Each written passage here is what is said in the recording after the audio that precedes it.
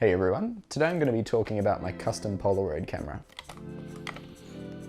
I think I've spent the last 2 or so years with it.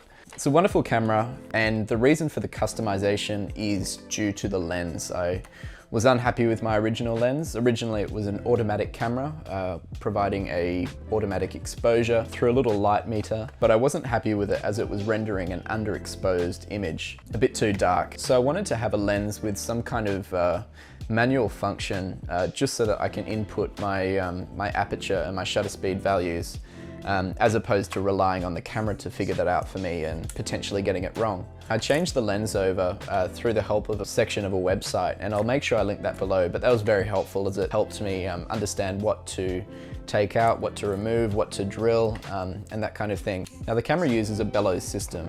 Now this means that the lens and front section of the camera moves along with the adjustment of these two levers. This camera uses a rangefinder focusing system, and this is basically calibrated to the original lens. So me throwing a different lens on, a lens that isn't made for the camera, meant that my rangefinder's a bit out of whack. So this means that my focusing isn't always correct for the scene, and I've got to really try and remember exactly where I should be focusing for it. And I sometimes have to stop down the lens just so that I can get a sharper result in my image.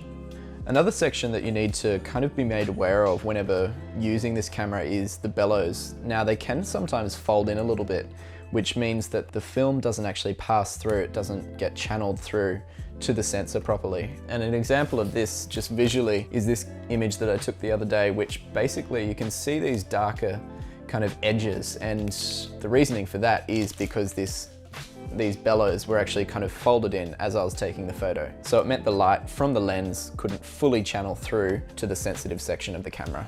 This camera takes a Polaroid peel apart pack film. I use Fuji's FP100C. Now unfortunately this is discontinued, but there's a fair few people selling it online, reselling it. Unfortunately it's just quite expensive. I think the cheapest that I found recently was $87, so that's roughly $8.70 per image. This film's 100 ISO, so it's quite low in terms of sensitivity, but I love the results that you can get from it. It's a color image that it produces. Not even sure whether to call it an image or a film or whatever, but yeah, it's color what it produces, and it kind of invites you to the process a lot more as opposed to any other Polaroid, which basically just spits out the image and you just have to wait. I usually love to photograph during nighttime, and it kind of provides a very contrasty image.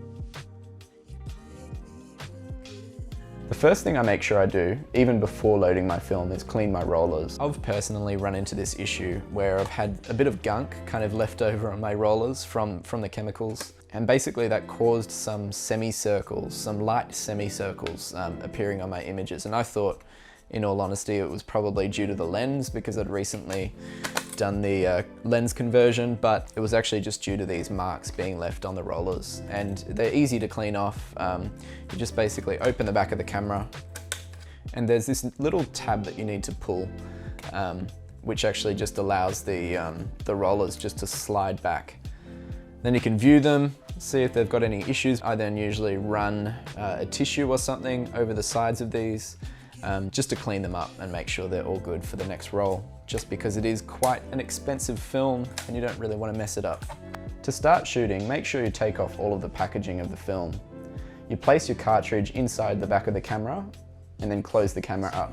After this, there'll be one slide which you need to just basically slide out. Now this is similar to a dark slide if you've ever done any large format photography or anything. Even with some medium format film cameras, they offer a dark slide, and basically all this does is essentially stops light from getting to the film.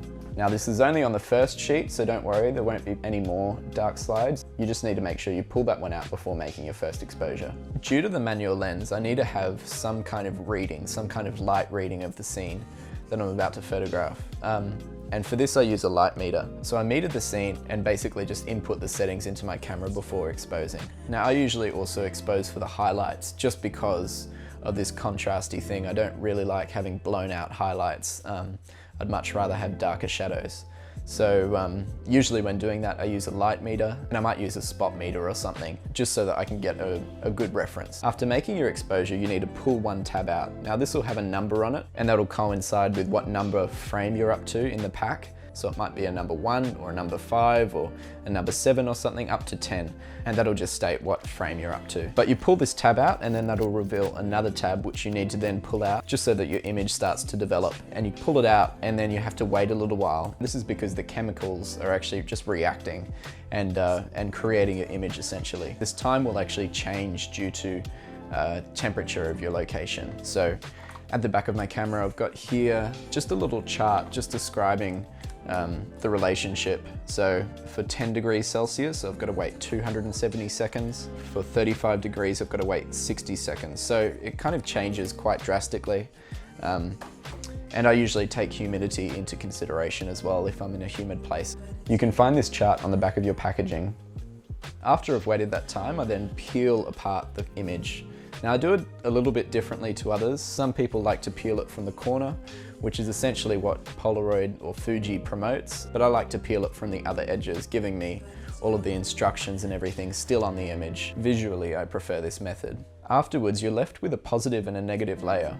Now with the negative layer, you can actually scan it and everything, but you need to do a bleach processing first. Essentially, the bleach process provides you with a negative, I think, let's say on here, the size of the negative. The image area is 7.3 by 9.5 centimeters. That's pretty cool.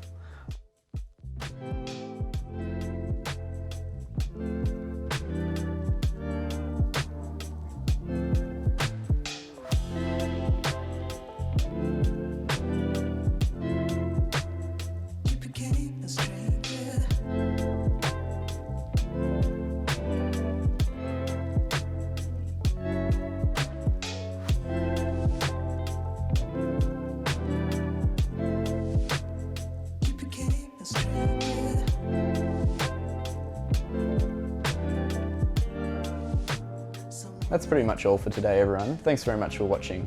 If there's anything that you'd like to see in the future, please let me know. I'll see you in the next one.